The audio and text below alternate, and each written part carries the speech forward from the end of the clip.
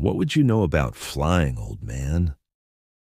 The words echoed through the empty corridor of the RAF Museum, harsh and dismissive. Flight Lieutenant Marcus Webb stood with his arms crossed, flanked by two younger cadets who snickered at his remark. They were the new generation. Sharp uniforms, digital tablets clutched in their hands, and a confidence that bordered on arrogance. In front of them stood Walter Hayes, the museum's janitor. At 89, he was a fixture of the place, always there before dawn, always gone after dusk. His uniform was faded, his back bent, his hands gnarled and scarred. He'd been sweeping near the Spitfire exhibit when Webb and his crew arrived for their simulator training session. Now, they wanted him gone. "This area is restricted," Webb continued, his voice rising. "You're disrupting official RAF training. I'm going to have to ask you to leave." Walter didn't move. His pale blue eyes, clear as winter sky, simply held Webb's gaze. Quiet, steady, unbreakable. Behind Webb, two cadets, Cooper and Henderson, stood near the museum's pride and joy, a Spitfire Mark IX flight simulator. The machine's glass cockpit gleamed under the fluorescent lights, a synthesis of modern technology and British aviation history. Cooper, 22 years old and a pilot's license bought with his father's money, stepped forward. "You hear him, Grandpa," he mocked. "This isn't your playground. Go clean some toilets or whatever it is you do." Henderson laughed, pulling out his phone. "I should put this on Instagram. Museum janitor thinks he's a pilot." Walter's expression didn't change. His eyes drifted past Webb, focusing on the Spitfire cockpit inside the simulator, as if he were seeing someone else. Another time, Webb's patience was running dry. This old man's quiet resistance threatened his authority in a situation where he should have complete control. "Look, Mr. Webb paused, realizing he didn't know the old man's name. "Whoever you are, this simulator is for special RAF personnel only. I respect what you do, but you don't belong here." "Respect," Walter finally spoke. His voice was low but carried an unexpected weight, like stones smoothed by a river over years. "I don't think you know what respect means, son." The corridor suddenly grew quieter. Cooper's laughter stopped. Henderson's phone wavered. Webb's face flushed red. "What did you just say to me?" Webb's voice dropped to a dangerous whisper. He stepped forward, invading the old man's personal space.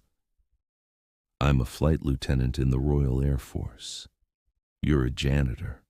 You will show me respect, or I'll report you to security."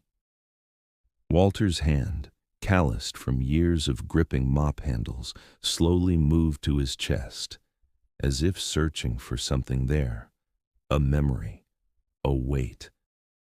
"Spitfire Mark IX, he said quietly, his eyes still fixed on the cockpit. Merlin 66 engine, 1,565 horsepower. Service ceiling, 43,000 feet. Armament, 220mm Hispano cannons, 4.303 Browning machine guns. The silence now was heavy, pressing. Webb hesitated. Henderson lowered his phone. Cooper's mocking grin froze. "How do you—" Webb started but couldn't find the words. From the 1942 model onwards, they changed the wingtip angle, Walter continued, his voice distant but clear. "Better roll rate. And this cockpit." He tilted his head slightly toward the simulator. "The glass is too clean. The real ones were never this clean. Oil, blood, soot from cordite, it all stuck to the glass." Webb's mouth hung open. How do you—" "Because," Walter's voice dropped even lower, "I flew 603 Spitfires, and only one of them was ever clean."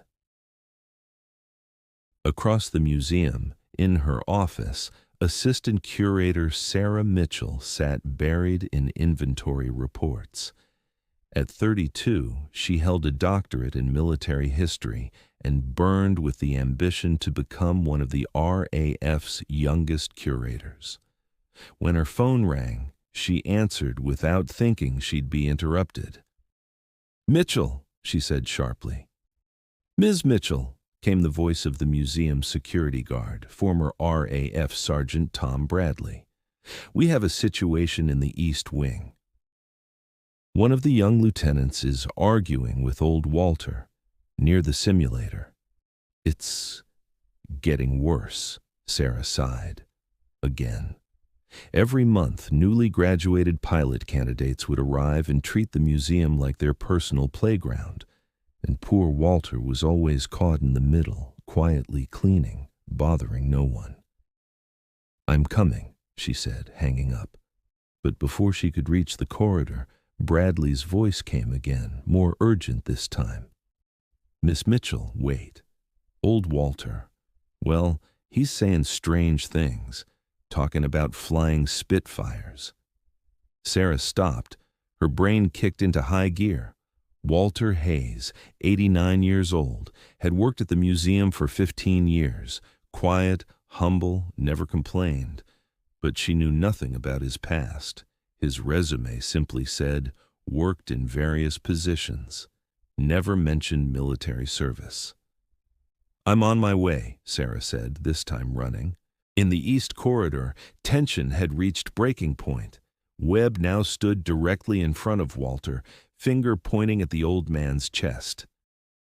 "Listen to me carefully," Webb snarled. "You're disgracing the honor of the RAF with your lies. You're saying you flew Spitfires? Prove it. Show me a medal. Show me a service record, or I'll charge you with fraud." It was Henderson who first noticed something change in Walter's face. The old man's eyes, those calm blue eyes, hardened for just a moment, like a frozen lake. Beneath, a depth no one had noticed. "My medals," Walter said slowly. "I threw them off London Bridge into the Thames in 1946. Silence fell. Cooper took a step back. "Why?" Webb asked, his voice now less certain. "Because," Walter's voice cracked, giving way to emotion for the first time. "The memories they brought weren't worth carrying." At that moment, rapid footsteps came from the museum's main entrance. Sarah Mitchell, breathless, rounded the corner at a run. Behind her was Tom Bradley holding a folder. "Stop!" Sarah shouted, her voice carrying the authority that froze the young lieutenants. "All of you, right now, step away from that man." Webb turned, brow furrowed. "Who are you?" "I'm the assistant curator of this museum," Sarah said breathlessly, "and if you lay one more finger on Mr. Hayes, I will report you to RAF Command." "Mr. Hayes?" Cooper mocked. "You're calling the janitor Mr.?" Sarah ignored him, looking directly at Walter. The old man's face was tired, filled with disappointment. But in his eyes, those boundless eyes, there were storms. "Walter," Sarah said softly, "is this true? Did you fly Spitfires?" Walter was silent for a moment. Then, very slowly, he nodded. Sarah turned to Tom Bradley. "The file." Tom stepped forward, extending a long, yellowed folder. It bore a red stamp. "Secret, 50-year embargo, declassified 1995. Sarah opened the file. Her hands trembled. Inside were old black and white photographs, a young pilot in a flight suit standing beside the wing of a Spitfire. The face was familiar, very familiar. Sarah held up the photograph. The caption was handwritten. "Flight Lieutenant Walter E. Hayes, 603 Squadron, Battle of Britain, 1940. Webb's face went white. Cooper's phone fell from his hand. Sarah turned the file, reading aloud, her voice echoing through the corridor. Flight Lieutenant Walter Hayes, 603 Squadron, 1940 to 1945. Confirmed 47 enemy aircraft destroyed. Distinguished Flying Cross, Distinguished Service Order, shot down twice, crashed twice. 1943, evaded behind enemy lines in France for 3 days. 1944, provided air support on D-Day. Post-war, quietly left the Royal Air Force, requested no ceremony, requested no recognition. Sarah looked at Walter, her eyes moist. "Why didn't you ever tell anyone?" Walter shrugged, a tired gesture. Who would care? But the story didn't end there. When the silence broke, the transformation was seismic. Sarah closed the file and turned to Webb. Her face was no longer soft. "Flight Lieutenant Webb, is that correct? You're an RAF officer?" Webb nodded, unable to speak. "Then let me remind you of something." Sarah's voice was ice. "This museum is built on RAF history, and the man standing in front of you is a living piece of that history. While you were still working on your flight license, he was shooting down Messerschmitts." Cooper, now staring at the floor, whispered, "We didn't know." "Of course you didn't know," Sarah said sharply, "because you didn't look. You saw a uniform and made an assumption. You saw an old man and thought he was worthless." Henderson's phone still lay on the floor. On the screen, a half-finished Instagram post. "Crazy janitor thinks he's a pilot." Sarah picked up the phone, looked at the screen, then handed it to Henderson. "Delete it. Now." Henderson trembled, took the phone, and deleted the post. Sarah turned to Walter. "Walter, I have a request. Will you show these young men?" Walter frowned. "Show them what?" "How you flew." 15 minutes later, the small group had gathered in the museum's main hangar. There, suspended, hung a fully restored Spitfire Mark IX. The engine no longer worked, but the cockpit was original. Every button, every lever, every gauge just as it had been in 1943. Walter climbed the scaffolding slowly, his old joints protesting. But when he reached the cockpit threshold, something changed. His back straightened, his hands moved more steadily. When he settled into the cockpit, his age seemed to melt away. Webb, Cooper, Henderson, and Sarah stood below, holding their breath.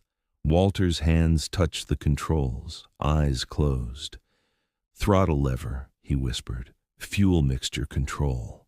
Trim controls. Gun trigger." He opened his eyes, gaze distant. "Every morning when we flew, the sky would be lead gray.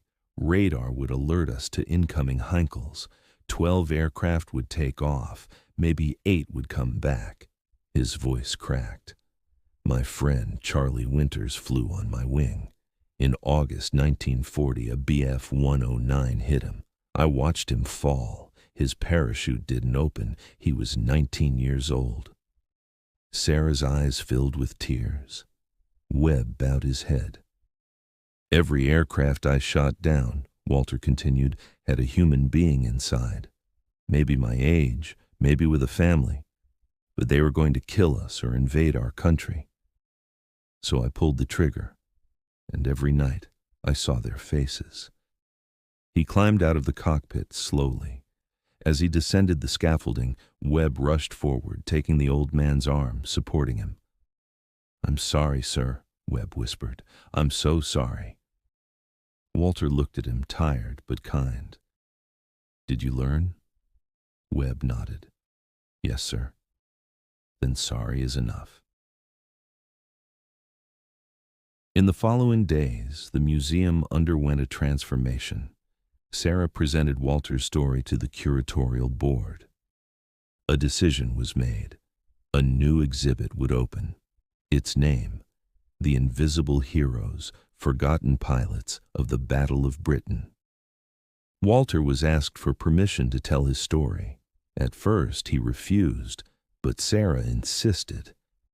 People need to know, Walter, so you won't be forgotten. When the exhibit opened, Webb, Cooper, and Henderson were among the first visitors. They'd removed their uniforms, dressed in civilian clothes. They walked silently, looking at photographs, reading excerpts from Walter's journals. At the end of the exhibit was a video, Walter sitting in a chair being interviewed by the museum. "What is heroism?" the interviewer asked. Walter thought. Heroism isn't not being afraid. It's being afraid and still doing your duty. Heroism isn't shiny uniforms or medals. It's getting up in the morning, doing your job, going home, and doing it again tomorrow. The screen faded to black. Webb, watching the video, felt his eyes fill. Sarah appeared beside him. "Did it change you?" Sarah asked quietly. Webb nodded. "Everything." 3 months later, the RAF Museum held a major event. Its name, Battle of Britain Veterans Honor Day. Invitations were sent nationwide, journalists, historians, surviving pilots, and crew members. Walter was invited as the guest of honor at the ceremony. He refused. "Too much attention," he told Sarah. "I just did my job." "But people want to hear your story," Sarah insisted. Then Walter smiled. "You tell it." When the ceremony day came, the hangar was packed. Hundreds of people. Webb and his crew were there too, in the back rows, respectfully. Sarah took the stage, told Walter's story. The dogfights in the sky, the friends lost, the silent sacrifices. When her speech ended, no one spoke. Then, slowly, one person stood, then another, then another. The entire hangar was on its feet, applauding. Walter, in the museum's back room, watched on television. His eyes were wet, but his face held peace. Sarah came in. "You need to come out, Walter. They're waiting for you." Walter shook his head. "No, this isn't for me. This is for everyone who didn't come back." The story ended a year later. Walter Hayes, at 90, passed in his sleep, quietly, without pain. His funeral was held at the RAF Museum. The hangar was full again. This time, hundreds of former pilots, curators, students, and admirers. Webb gave a speech.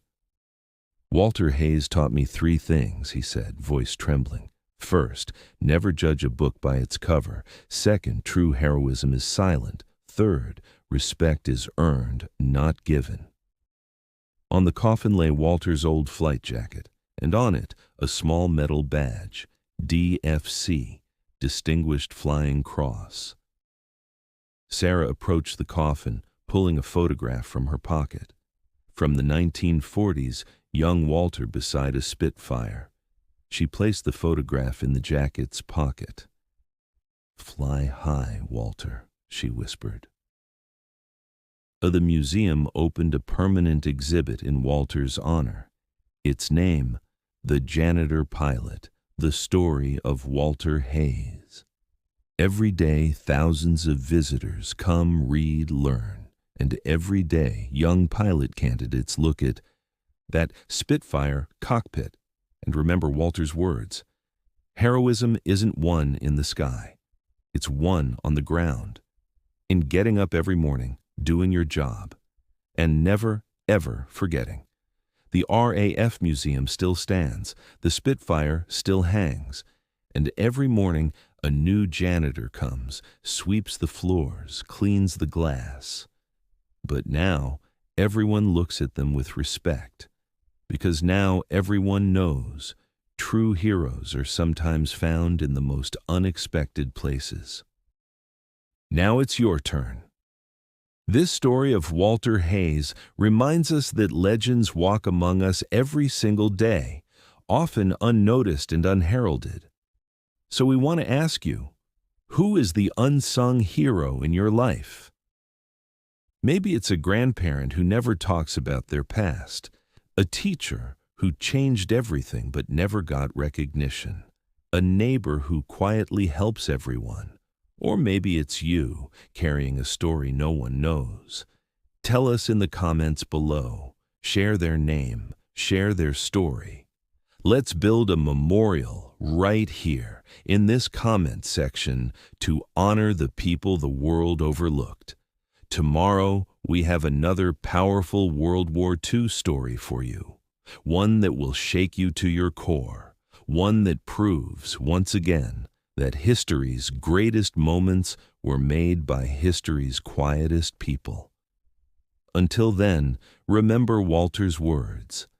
Heroism isn't won in the sky. It's won on the ground, in waking up every morning, doing your job, and never, ever forgetting.